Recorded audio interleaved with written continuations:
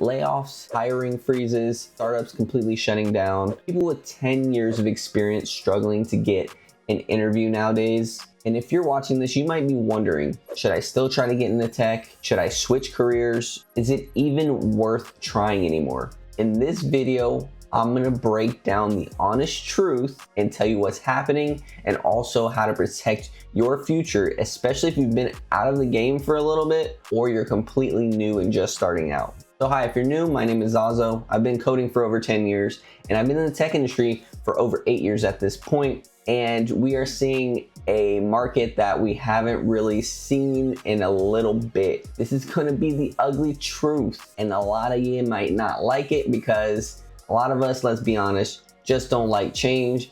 But I'm gonna give you the truth in this video and what you need to do and how things are changing. So let's talk about what's going on in the market right now. So we're just gonna start off with the facts. 2024, 2025, there have been continued layoffs across big tech, Meta, Amazon, Google, all these different tech companies, big tech companies. So companies are essentially cutting costs because of overhiring basically during the pandemic. Between like 2020 and 2021, 2022, everybody overhired. There was no reason for necessarily overhiring or hiring more people within that time frame because, it was COVID, but usually if one big tech company starts to do something, the others just follow suit and continue to do the same thing. So there was a lot of overhiring at that point. So with anything and any type of thing in life, supply and demand. So with that, what happened is a lot of people saw,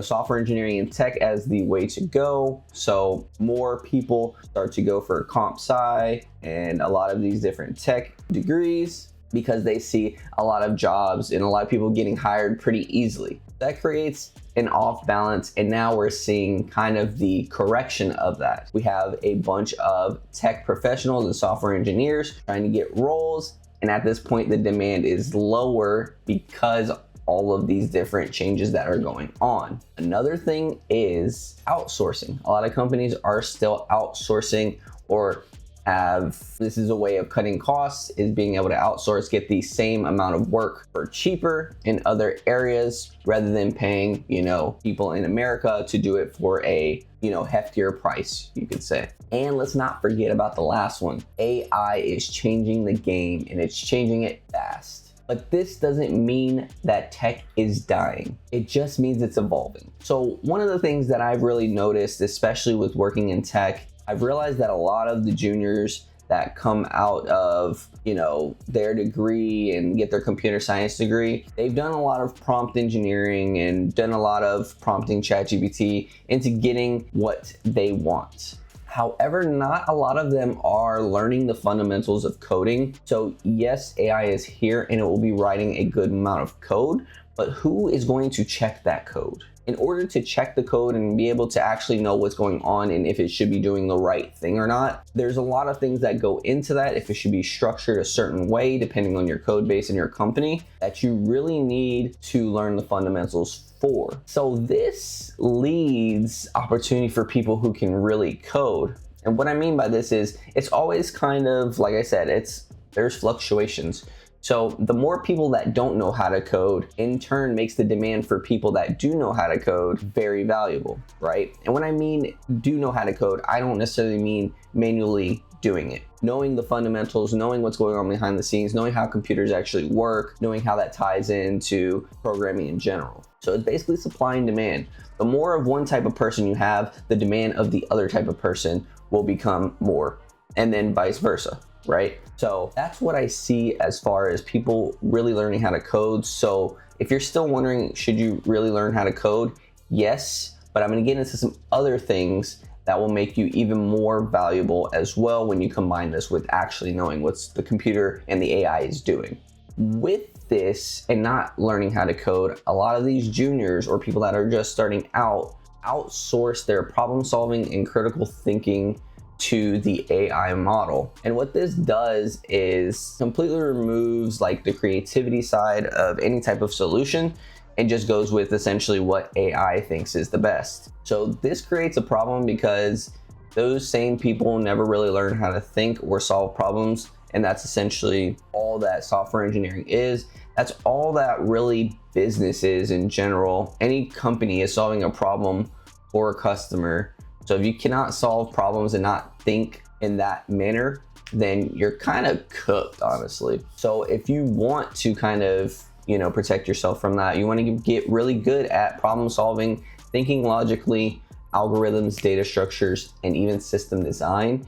And you want to get really good at those fundamentals as well as your programming fundamentals as well. So what are companies actually looking for now? It has changed a lot from 2020 and before then. Coding was a very, very valuable skill that not a lot of people had at that time. However, with the advancement of AI, that is changing, and the things that companies find valuable are very different at this point. So the CS degree or your job title doesn't matter as much as it used to. It's the truth, all right? They want impact, ownership, and adaptability. So I'm gonna give you what's standing out right now. So real world projects are standing out, not just resume buzzwords, real world projects that solve a problem, a real problem, and not just your to-do list and weather apps. Communication skills are being even more sought after because of the advancement of AI and the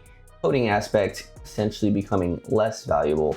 Being able to communicate with non-tech stakeholders is becoming so much more important. So the ability to ship, and what I mean by this is taking something from idea to actual product, is very good, and all of your projects that you do should be done with this in mind. You should always take your idea and make it to your full-fledged product. The next thing is the startup mentality. So what is this? This is wearing multiple hats and not just doing one narrow task. So it used to be before you can do that one narrow task and just code and not really have to do much else. And you were still seen as valuable because coding was a very hard and invaluable skill, but it was very hard and in-demand skill. Now with AI and a bunch of different other things, it's not as valuable.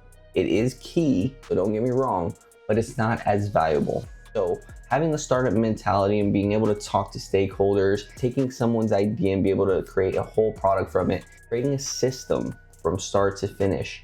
These are things that are sought after by companies now. It's less about, did you work at Google? And more about, can you solve problems and deliver value? So this right here is for the people with gaps or people that are trying to switch careers. If you have a gap, whether it's 1 year, 4 years, whatever it may be, here's what matters more on your resume: your story and your skills. And here's what you can do.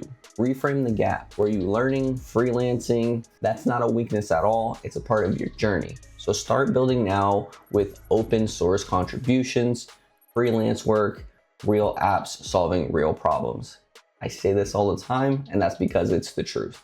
You also want to own your narrative. I took time off. Now I'm back and I'm focused, right?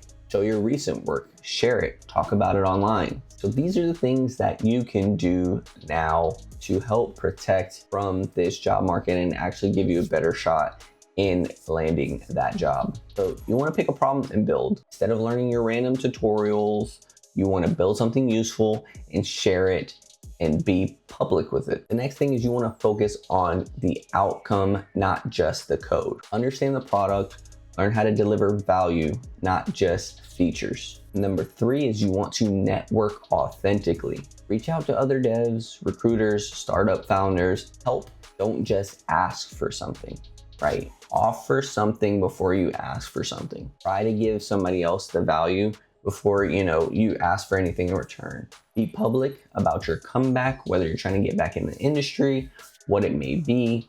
Just be public, post your journey, show your progress. People will root for you. Start creating a brand on, you. Create a personal brand, and don't let fear make the decision. Switching careers out of panic is usually worse than re-entering with purpose. So yes, tech is shifting, but that doesn't mean it's ending. It means we need to adapt. And if you do it right, this new era of tech might be better for people like you because it favors builders, thinkers, and communicators, not just resumes and somebody who can just write code with no real purpose. If you're trying to make a comeback or you're just getting into tech, don't give up.